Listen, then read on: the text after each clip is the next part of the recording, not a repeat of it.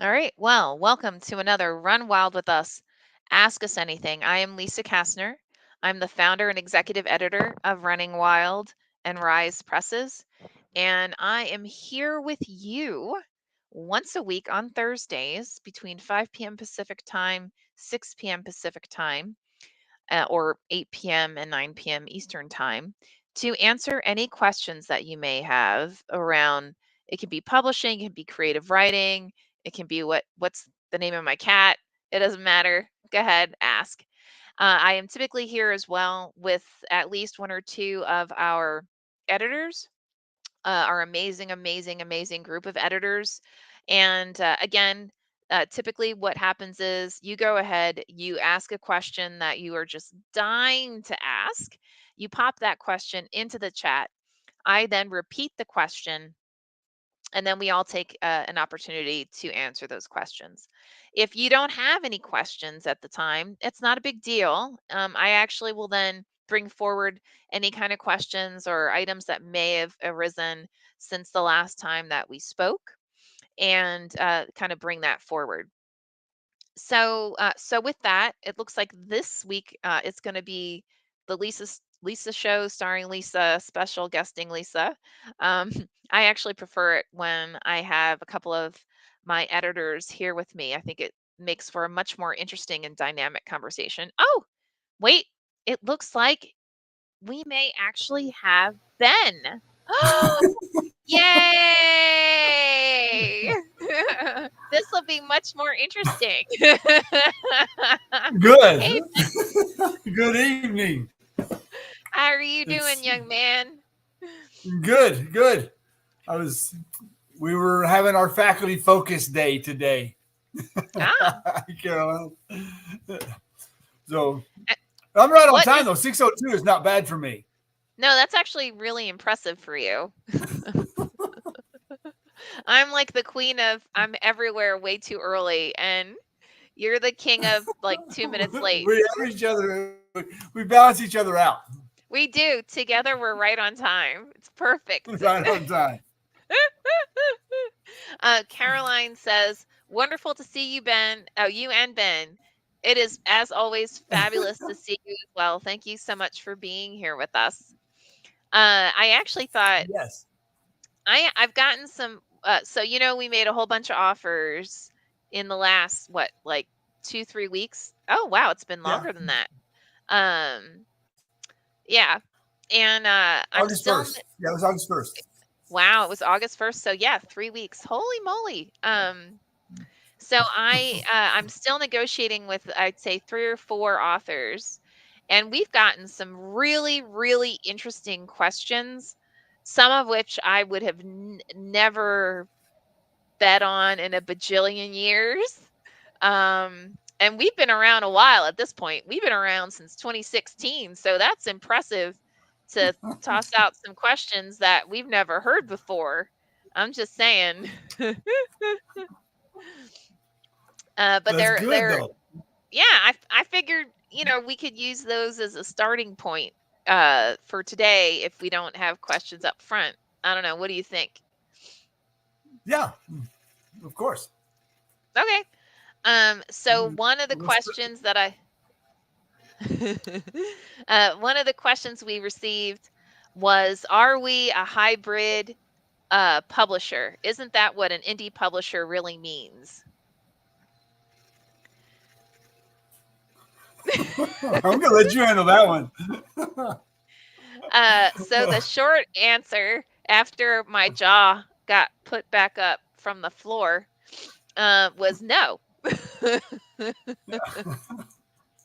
So there are actually several different types of publishers in today's world. And so, you've got your mainstream publisher. That would be like a Penguin, or St. Martin's, or, Simon and Schuster, right? And so those are the guys that you have to have an agent in order to get a deal. Otherwise, they will not even look at you. And you're lucky if you get 10 to 15% royalties. You're lucky if you're going to get maybe 500 bucks up front. Again, only if this is for new authors, right? This isn't for the people who've already proven that they can, sell books out the hiney. And the reason why that is your first deal is because you have not proven that you can sell books out of your tuchus, right? You have not yet proven that you can be a big seller, and because of that, that's why the any publisher actually will typically have your first deal to be relatively small. Then from there, there's what I call independent publishers. And I think actually the definition of independent publisher, it is a little bit different, kind of depending on where you're from. But I define independent publishers as they actually have a similar model to the larger houses, but they're not publicly traded.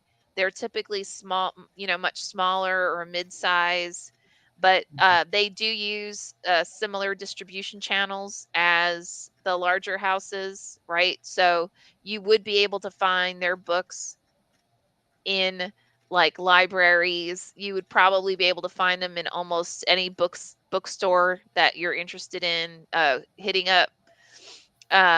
You uh the authors are probably going to get a similar deal or something along those lines from those smaller houses. And then you've got like really indie. I don't know how else to put that one. But those are guys that are really, really tiny. Uh, you may not get paid at all. It's more so, and typically those where you're not getting paid at all, those are more online.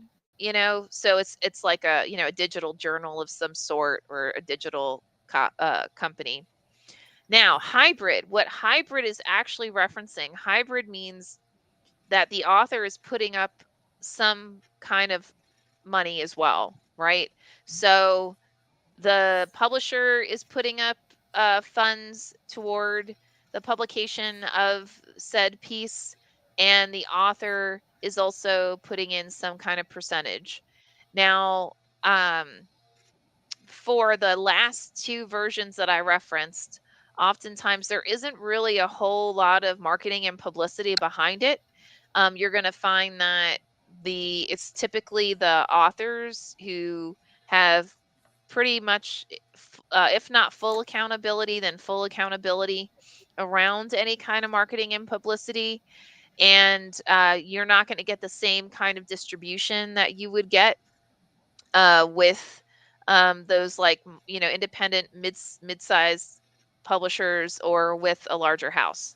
Now that doesn't mean that for the bigger houses and for the mid-size or larger independents that you're going to get away with not doing any publicity or marketing. The reality is it is just as important, no matter where you are or who publishes you. It will always be true that in all instances, if you want your book to sell, and part of this goes back to what's your objective? What do you want to accomplish by publishing your book, right?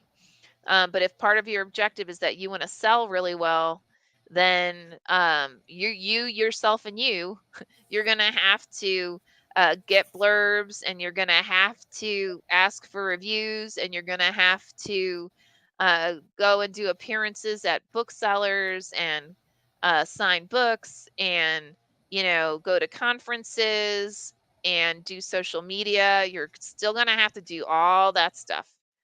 So I don't know, Ben, do you want to add anything or?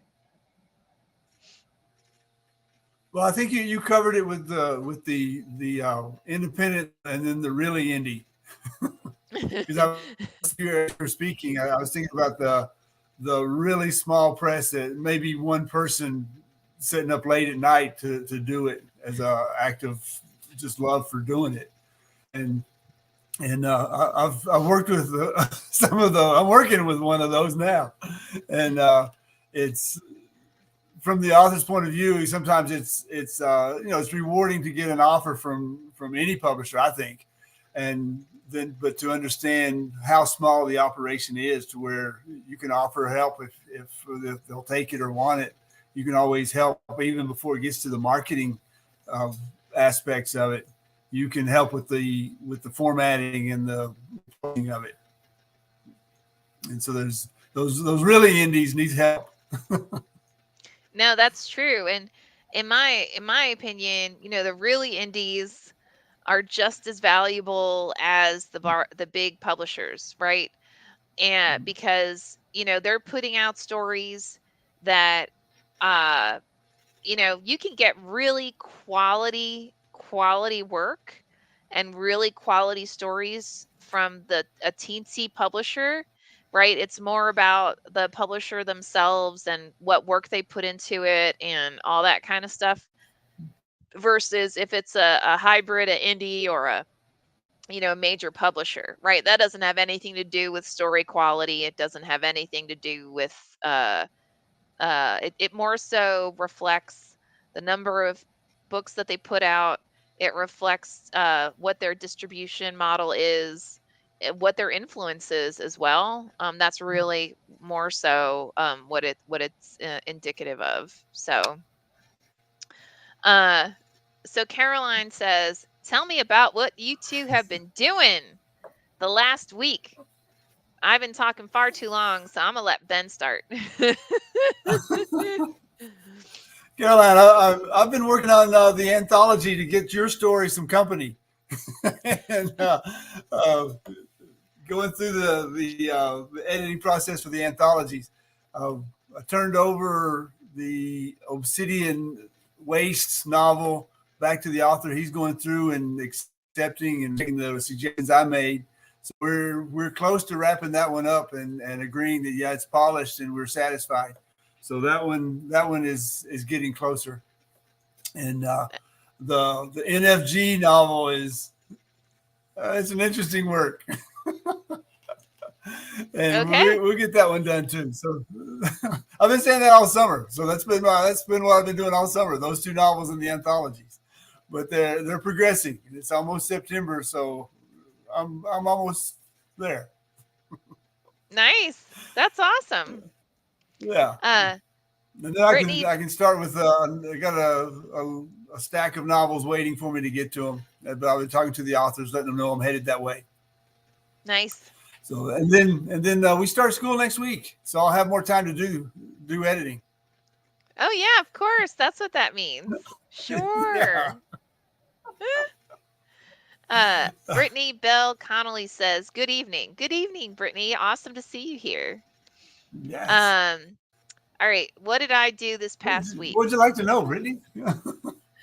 Yeah, what do you want to know? Let's see. What did I do? I've been negotiating with authors quite a bit. I've been answering tons and tons of questions. I have been working on a memoir. I've been working on a novel. I just finished editing one novel. I started working on another novel. I tossed out a bunch of questions for a memoir um, that uh, around, like, what's the author's goals and so forth, because that kind of helps me in terms of framing and understanding, Mm-hmm. what what they were trying to do from the beginning of writing the piece, so I can kind of strengthen that, right, and Yeah. raise the story up. um I've been working my day job just like Ben has. Um, we had a strategy session. It was me, our head of marketing, and our head of licensing, and it was awesome. We came up with plans for 1, 3, 5, and 10 years out. So we actually are going to have a trip for all of our. We have an advisory board, and so we invited our advisory board members and all of our incredible editors and folks behind the scenes to a small cruise. So we're going to basically launch all of those goals and objectives then. So everybody, they get to see, like, oh, that's what we're planning on doing. Cool. In theory, that's what's going to happen. We'll find out, won't we? Um, and let's see what else. Oh, I get to dog sit this weekend. So that I think is fun. Nice. Yeah.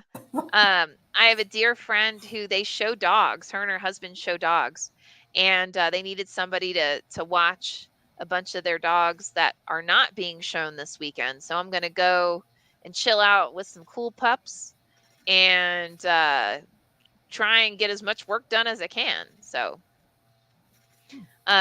Brittany Bells Connolly says, I actually have two questions for you. All right. One, something I grapple with as a writer is making sure my stories have representation of diverse groups without telling someone's story that is not my own to tell. I listened to a recording of an earlier live session this summer where you touched upon that topic a bit, but I would love to know your thoughts. And then, two, what do you like to see or prefer not to see in a mystery novel? All right, Ben, uh, you tackle the first one, and then I'll tackle it, and then we'll go to the second one. Okay. The question one, it's a um, as the world gets smaller and people get more educated and informed about cultures that aren't theirs, it requires more reality, more honesty, and Mm, it may take some research and to really represent the a different culture than your own that you're used to, and it may take some extra research. It may take a reliance on a circle of friends that you trust, and I gave a lecture today or a presentation today on diversity, and part of it is ask questions. The, the people you ask questions of, well, all people like to talk about themselves, and if you ask about themselves I'm and sorry. and get them starting some I sentences, you may not get them to shut up, but um, you'll draw information out, and you'll find that even though it's not the the culture you represent, is going to be some shared human experiences in there that you don't necessarily need a culture to present human experiences and human emotions, and it really comes down to what you want your character to do. Would that character from a different neighborhood, a different culture, a different city do those things? And as long as it's in the realm of possibility, I think you're covered, because it's no one can argue human experience just because it's a different gender or different color of a character. It's still a human experience, and it exists more than you might think outside the stereotypes and the judgments and biases that we might have. How Um, about that? yeah, no, that was good. And so I completely agree. A lot of this comes down to doing your research, doing your homework, interviewing people, just asking, about their experiences, the situations that you want to put your characters in, asking them, is this something that you feel is realistic, or what would you do if you were in this kind of situation, right? Things like that, because that'll help you in terms of making sure the story is more real. And, I think and again, it's not making assumptions, right? It really is just, if it's a culture that you did not grow up in, or you did not grow up around, don't make assumptions about it based on the media, right? And about what you may have heard, tangentially. But it's really, bothering to sit down and talk to folks. Admittedly, in the novel that I have coming out October 18th, there, I grew up in an environment where it was primarily like African American, Hispanic, Korean, Latino, and so some of the things that happened to my character, Luna, in the book, are things that either happened to me or to some of my friends when we were growing up in that environment. So I really, I actually, some stuff that I'm probably never going to tell you that it actually happened because it's kind of not happy.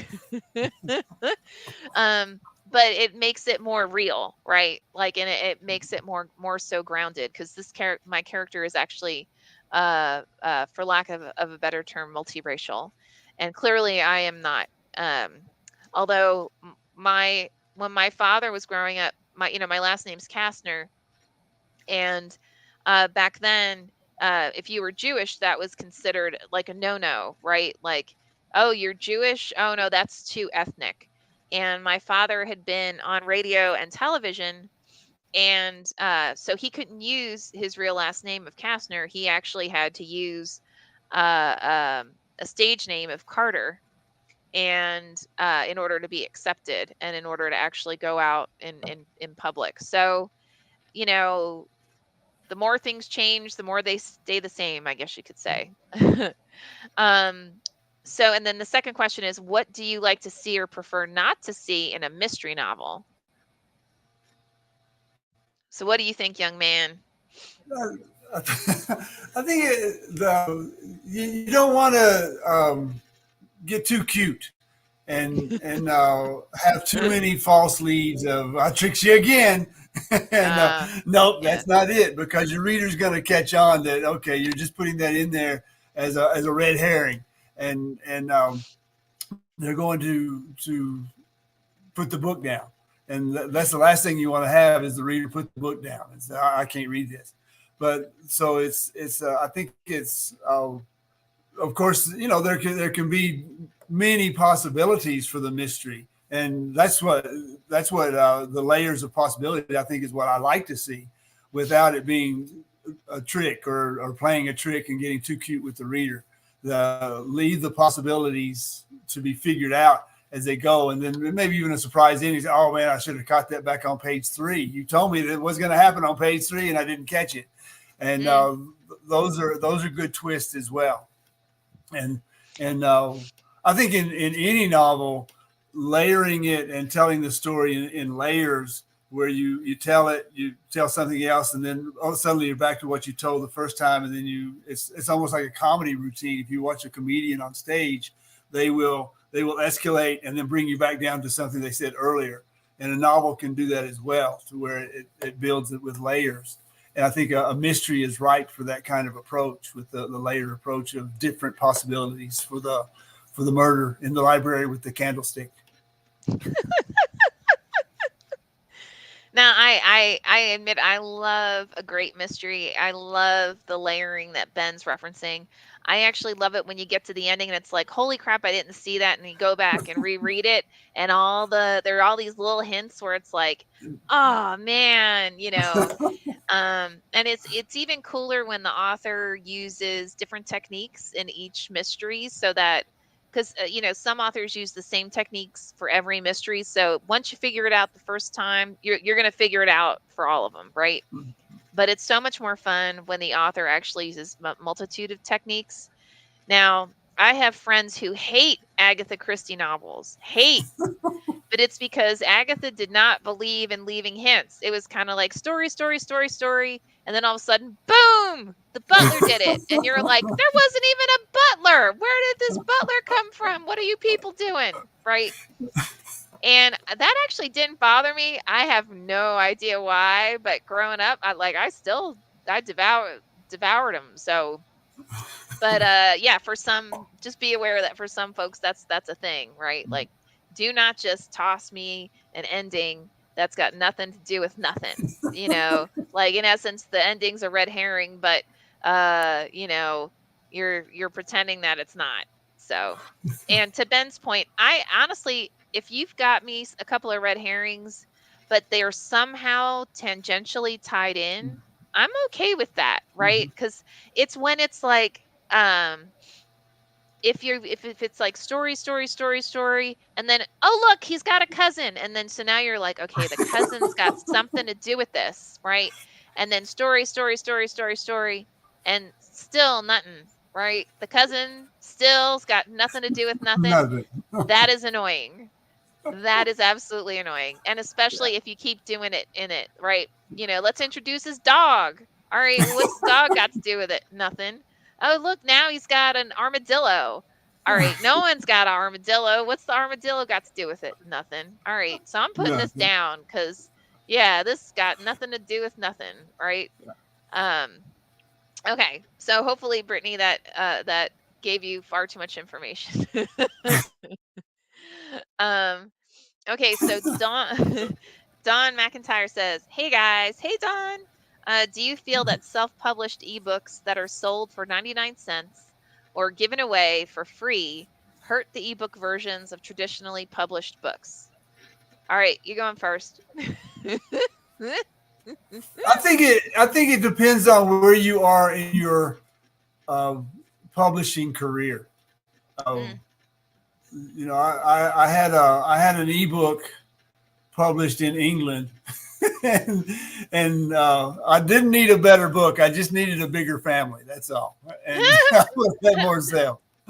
But and I had this discussion with a one of the writing instructors at the University of Tampa, Sandra Beasley. If you're familiar with her poetry work, and mm, she said it's published and it's a work you've done and it's out there and it's published, and even if it's 99 cents or given away, call it victory, and go from there. That's a great place to start. Now if you are a almost well-known author and you've got a following, then I would say stay away from the self-publishing and the 99 centers because you've got that following. mm. I was going to say if you're an established writer, but established writers may go back and say, I don't need the money. I just want the readers. I'll treat my readers to a 99 cent or a free giveaway book. And that's another extreme on the other end. So it's a good opportunity for someone who's really well established just to say, hey, I appreciate my readers. Here's what I'm working on now. But I think at this stage of breaking into it and getting your name out there, use it for the marketing and market it for practice, if nothing else. Hey, we're giving this away. Are you interested? And somebody will say, well, you're giving it away. Of course I'm interested. Send me two.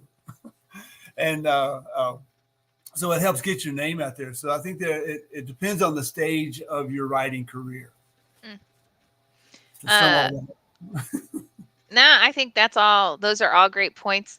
I also want to point out the likes of like a Scott Sigler, right? So Scott started off as completely an independent author. He sold masses of books independently and got picked up by one of the big houses because they realized, oops, we didn't pick you up before. That was stupid. We shoulda, because clearly you know what you're doing, right? That said, it took him years to get that kind of following. And, if you are an author and you want to get your book out, I actually think it's the reverse. I think if you already have ebooks that were traditionally published that are out there, and you then put out ebooks that are completely self published for 99 cents, if the quality isn't there, you're going to hurt yourself, right? And I think that's what some authors are not really aware of. Like they'll hire a line editor who will do a great job of making sure that their sentences are complete, but this line editor may not have any idea or concept of story structure. And if the editor is not a professional editor, meaning the editor is not someone who is in the business to help elevate your story and making sure your story is the best story it can possibly be, then what you may end up having is a book or a short story or whatever that is, this person's in essence trying to change the story to be in their voice, whether they know that or not. They probably don't. They probably have no idea. But just forewarning, right? So I think that's really your biggest risk. I think it's great. I know plenty of authors who are established or even mid-listers who they've got a big catalog of stories, and they will republish older titles for, like again, an ebook form for like 99 cents, because heck, at this point, all the costs has been covered, right? Mhm. Because now it's just basically being covered digitally. So for them, it's all gravy.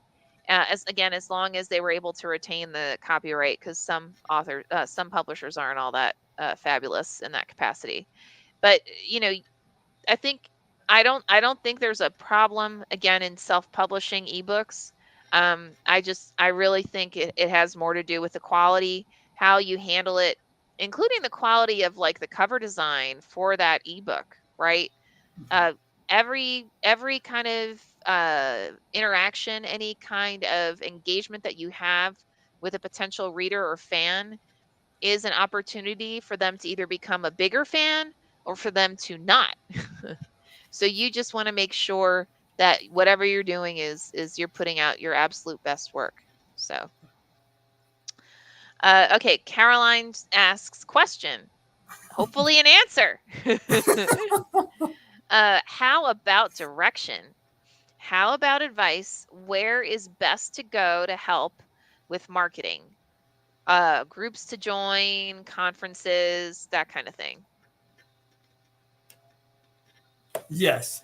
Groups to join in conferences, and we're publishing in a time when social media is can be a great asset, and personally, I'm still figuring it out. But uh, the escape route, Elon Barnahama, say his name, Lisa. Oh, yeah, He's very, Barnahama. Uh-huh. yeah, he is very good at it. He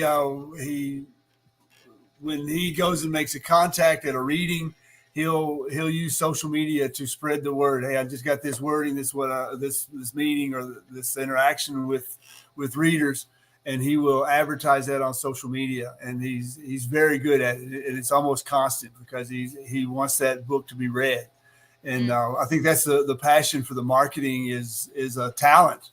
Um, you can take classes in marketing, but it really comes down to the passion and the talent that you have for reaching out and making it about the book. I think the pushing the book out there, and if you've got characters who deserve a following, then show the passion for them and get them the following.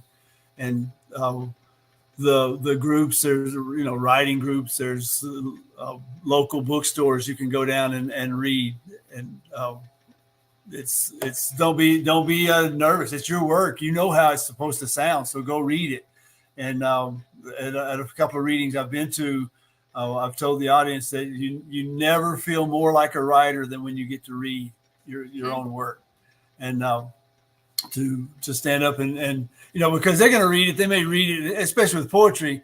They may read it in their head, that little voice in their head, just going through line by line by line by line. But when you read it and you let the audience know how you wanted it to sound, they'll pick up on your cadence and your delivery, and they say, "Oh yeah, that's a." I like it when he reads it. I didn't like his book at all until he read it. But so there's those opportunities, all the opportunities you can chase down. Even the local libraries love to have readers come in and just on a Saturday afternoon say, "I've got this book. You don't even have it on your shelf, but would you mind if I read it and coordinate that and get an audience that way?" Because like Lisa says, the more readers that know of your work, the more readers you'll have buying your work. And we've actually got a couple of authors that are coming up in the next year, and they're setting up get-togethers at like their local bar. That's freaking brilliant, man. I mean, you know, get all your pals together during happy hour and, sign books and do a reading. I mean, as long as they're, well, I was going to say as long as they're with a traditional distributor, but in reality, you could be self-pub, you could be anything, and you can set that up, right? It's all about all the marketing around it. Um, to Ben's point, yeah, yes. You want to go to your library, you want to go to your bookseller, you want to go to any conference you can think of.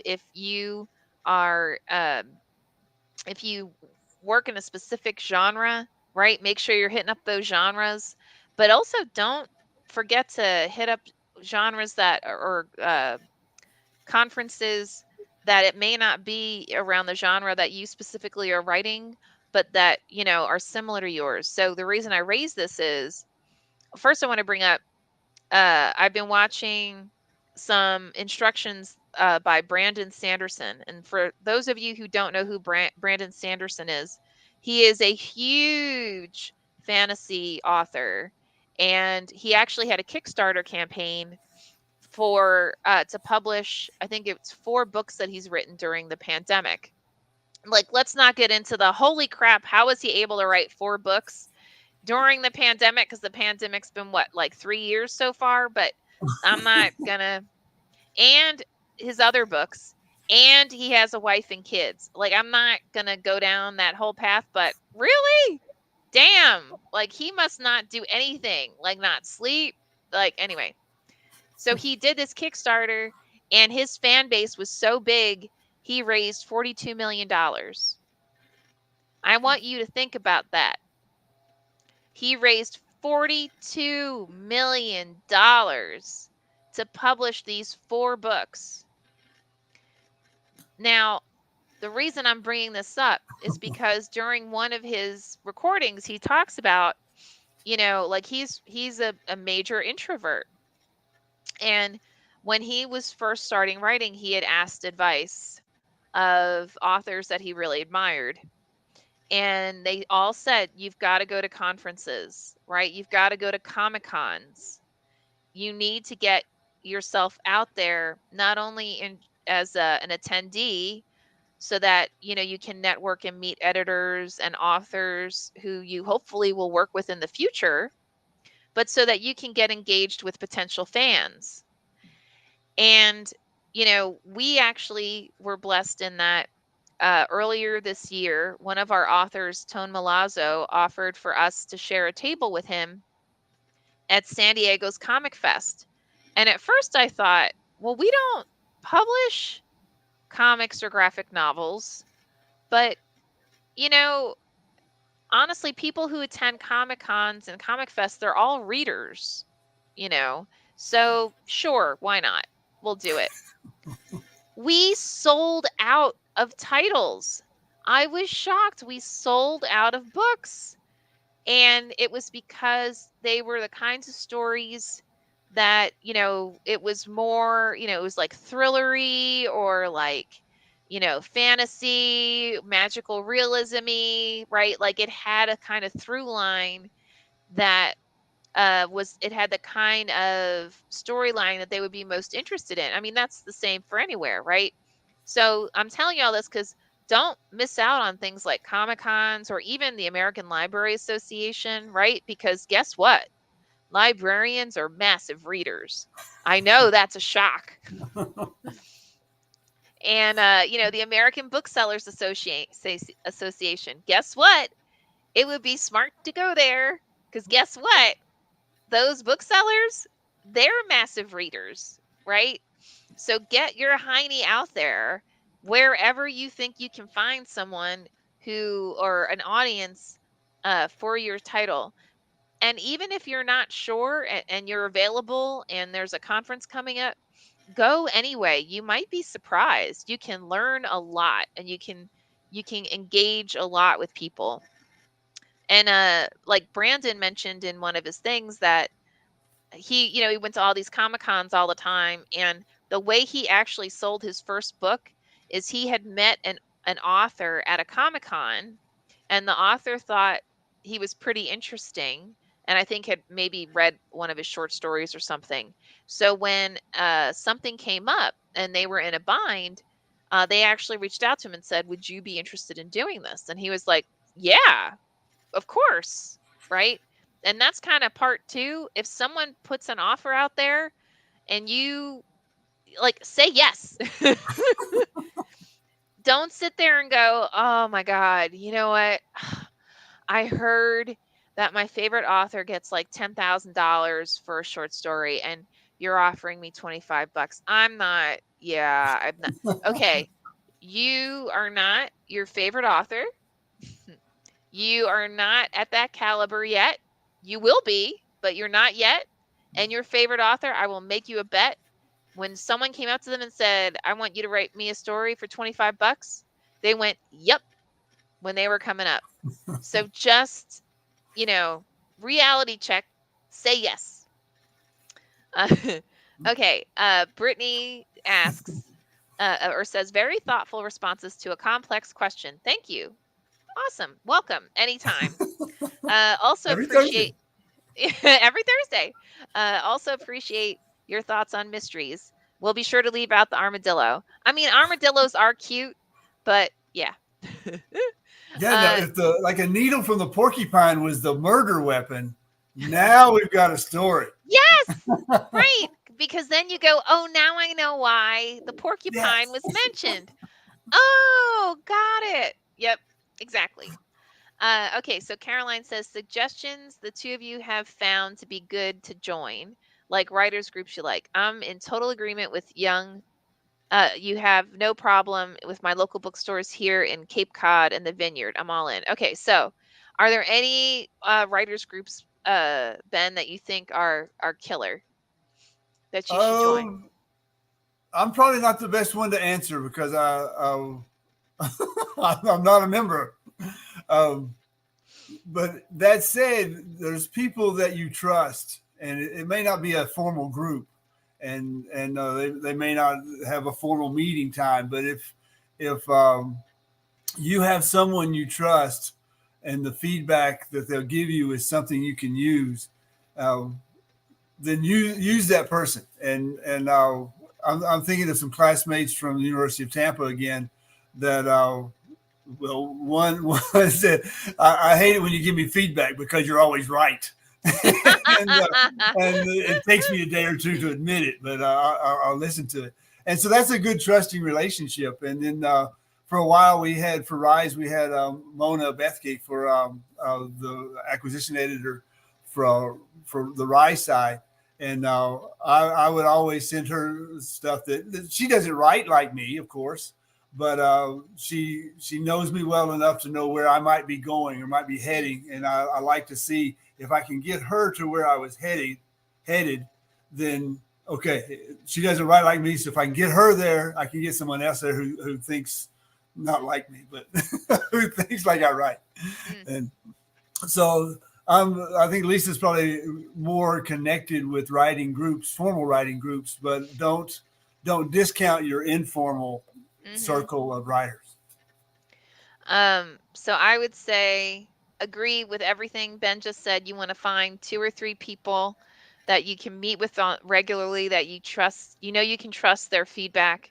Their feedback isn't going to be the kind of stuff that it's like uh they're trying to change your writing to be theirs, right? Because there's a lot of that and we all do it, especially when we're first learning how to write. It's not, but just be aware of that. In my favorite conferences personally, I loved Yale Writers Conference. I cannot glow about it enough. I absolutely, it's one of my all-time favorite writers, or I think it's Yale Writers Workshop. They have a really great blend of different types of instructors. Everybody whose work I ever read there, I mean, were just brilliantly talented. I admit when I first was accepted the first year, I was completely intimidated because I thought, holy shit, I just got into Yale. How is this possible? But thankfully, everybody was very down to earth and the instructors were phenomenal. My other favorite conference is Chautauqua. Hold on. Now I'm going to have to look this up. Uh, Chautauqua, right? It's in, I believe, upstate New York, Chautauqua Writers Conference. I actually got turned on to that by Jamie Ford. He just had a novel come out that is just blowing up everywhere. Jamie is one of the most fabulous, brilliant writers I've ever had the blessing to work with. And I think it's the Many Lives. Is it the Many Lives? Oh no, the Many Wives. Duh. No, the Many Daughters of Afong Moy. Yeah, let's just throw out every title we possibly could other than the correct one. Yeah. Great, Lisa. Fabulous. Yeah. But no. Uh um but yeah, the Many Daughters of Afong Moy. He turned me on to Chautauqua, and he was absolutely right. It was totally phenomenal. I also have been to Breadloaf. I do. I so Breadloaf. If you are a literary style writer, it's kind of intimidating, or it is intimidating because, and I've been there several times because you're going to be workshopping with and taught by the likes of like national award winners and like Pulitzer Prize winning authors or nominees. And I don't know about you, but for me, I was like, oh my God, do I have a right to be here? Like, oh, okay. And it's also, it's very much an institution. It's one of the most highly respected literary writers conferences or workshops in the literary world. So, yep, Breadloaf Writers Conference. If you're looking for something that's more of like a local, if you live in Pennsylvania, I actually uh, still frequent Penn Writers Conference, PENNWRITERS. It's reasonably priced, great people. It's a wonderful blend of various genres as well as literary, and just really, really, really good folk. If you want, I've also heard that the Atlanta Writers Conference is fabulous. They do a lot of great stuff for all their attendees, including like helping them prep to put their work out in front of agents and editors. I was there earlier this year, and they really, really great writers, great people, really quality work. I'd say that would definitely be worth your time. I see that you're asking about an online writers group as well. I am not, so kind of similar to what Ben is inferring. I would go to all these places and then I'd make friends with different people in the writers group. And like I have an MFA. So, I made friends with different people in my MFA. And, I got to a point where there were, for certain types of writing or certain types of stories, you want to have your work read. Like this person would be great to look at a mystery, right? Or, I wrote, if I'm reading or if I have to write like flash fiction. So I recently finished a flash fiction piece. I went to Ben and asked him if he'd look over it for me because Ben is a poet, and so that kind of brevity, that kind of, really where every single word absolutely counts is similar in the poetry form as it is in flash fiction. So I knew that he would understand what I was, trying to accomplish within the piece itself. And he was right, and it was fabulous and it was amazing. I don't know, but I don't know of any like online groups anymore. So maybe actually, I'd say go out and reach out to your friends who are writers and aspiring writers and asking them if they know of any online writers groups that they would recommend. So, And Carolyn, go ahead. Sorry. just as you were talking there, Lisa, I went to a writers conference with Louise, what's her name, the Nobel laureate, Oh, and she she hated my stuff, but we had a good follow on discussion about uh, poetry and what works and what doesn't, and uh, she went on to win the Nobel, and I went on to well, here I am, and uh, but if you have favorite authors, and my example I'm going to give you is I sent Gunter Grass after I read the Tin Drum, and he had mm, his autobiography Peeling the Onion, and it made sense to me, and I sent him a handful of poems. And I told him that I'm just reaching out of the blue and sending you some poems from the cosmic level, and it was interesting to get a response back not from Gunter Grass himself, but from his doctor, because Mm. his health wasn't up to what it was, and his doctor said, Mr. Grass says that poetry belongs on the cosmic level, in the cosmic plane. So so, and then take that and just run with it. Say, okay, that's rewarding advice that I can listen to. Uh, Louise and I had a great talk, but Gunter Grass made sense to me, and both of them being Nobel laureates. But I hate so, you. but it's don't be afraid to reach out to the people you admire, and they may not call you back, they may not send you anything, but so what? You're still writing. Now, a caveat to that, don't reach out to your favorite best-selling, award-winning author, your entire manuscript, and say, "Hey, read this for Yeah, me." no, don't do No, no, that. no. Don't do that.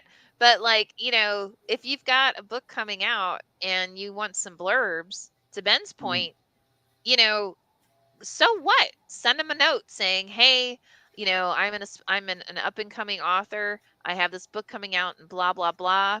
I'm a huge fan of your work. Uh, this is a brief description of the story. I would love it if you would, bless me with reading it, and if you are open to it, providing a review, and see what they say, because you would be shocked by the number who'll say, as long as you don't, typically what I've heard back is like, if they can't do it, it's because they're swamped, Mhm. right?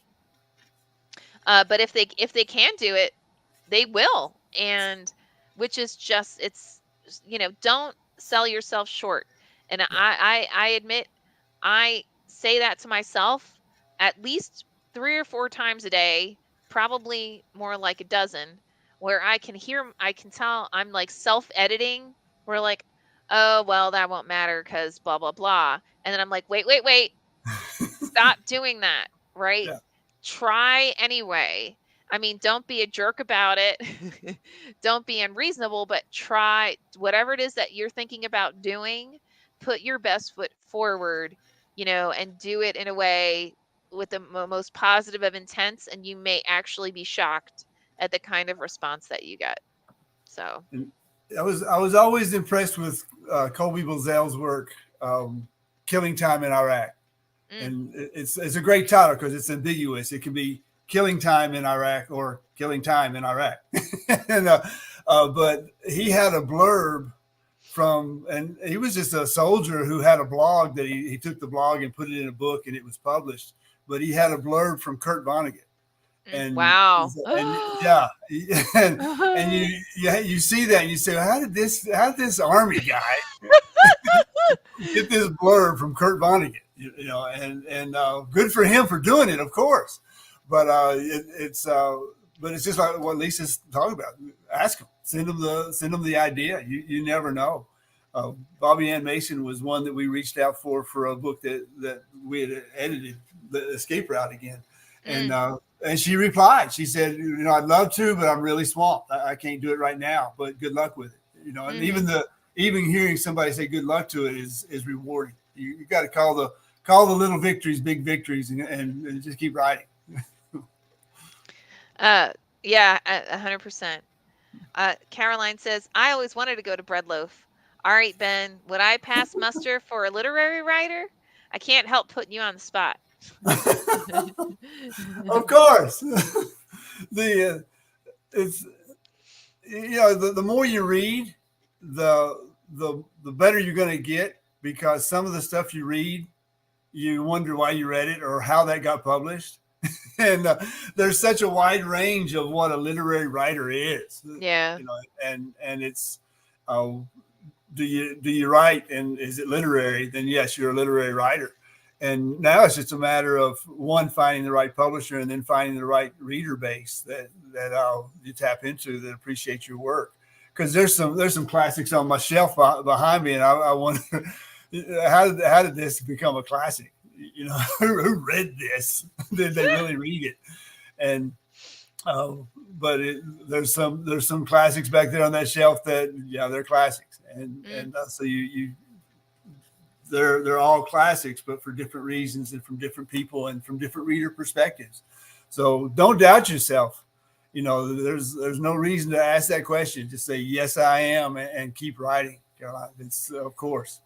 Yeah, so it's funny when I was first sending out to both to like the big name literary conferences, right? As well as when I was sending out to MFAs. I had actually heard, and I think I read an article about how, Caroline, you absolutely are a literary writer. Uh, but I read an article that there are certain both MFAs and the likes of like a bread loaf where if the story is polished, they will not accept you because they don't think you're going to get enough out of it, right? They will only accept titles or they'll only accept submissions from authors that they feel like if they actually attended the writers conference or if they attended the MFA, they would get something out of it, and therefore, it would be worth their time. And I thought that was such a fascinating concept because, I always looked at it at first when I was first submitting to the likes of Breadloaf. I thought, oh my God, I got rejected. My life is over. I suck, blah, blah, blah. And then later on, when I was, again, reading articles by the individuals who actually are gatekeepers for the bread loaves and, so on, that's when I found out that, oh, so if you get, I'm telling you all this because if you get rejected by an MFA or a conference or even a publisher, a lot of times it's got nothing to do with your writing. There are so many things, there's so many facets to being accepted to anything like this that, don't make an assumption. Like we actually, because we only publish 10 to 15 books a year per house, right? For Running Wild Press and for Rise Press. And because of that, I mean, we get what, Ben, like 1,000 submissions Oh, a easy. year? Yeah. Yeah. And there's no way we're going to be able to publish everything that is, worth its salt. We oftentimes we actually get together as a team and sit down and go through everything. And there are titles that we're like, we absolutely have to publish because it falls within our mission and vision for whichever publishing house, and we think it's a great story, and it's just it feels like it's part of our family. And there are ones that we read and we're like, I love this. I really think it's worth its salt, but maybe it doesn't fit within our mission and vision. Maybe it's not a piece that, you know, quite is right for what we're about. And that's okay. And, you're going to find the same thing for MFAs and for conferences and for, magazines and anywhere. So never make that assumption that you're not good enough or that they're telling you you're not good enough just because you got rejected. Um, Again, that rejection could mean 100 million Yeah. things. So don't ever take it personally. And sometimes look at the region of the country. I'm reminded Mm, of the University of Texas El Paso had a low residency program that honestly I didn't fit in, and not mm, because of my necessarily the writing skill, but the writing content and the writing subject matter. It wasn't really what they were looking at in El Paso, and because there's different places that look for different things, and they cater to a regional aspect. And it goes back to the culture that you're writing about. They look for the honesty, and not that my writing wasn't honest. It just wasn't honest for the region they were looking for. And so mm. sometimes that's the factor. Yeah, absolutely. Absolutely. I can't believe an hour has passed. Boy, can we talk. Took I, care of all that. Got all that straight. Well, I honestly thank you everybody for your fantastic questions. Yeah. This was actually, I'd say, one of our top sessions. So, if you're watching, and thank you guys, have an amazing night. And if you're watching and it is, you're watching the recording, feel free to pop any kind of questions you may think of into the comments section. Again, we always go back and check on that throughout the week. And with that, wishing everybody an amazing night, and we will see you next week. Next week.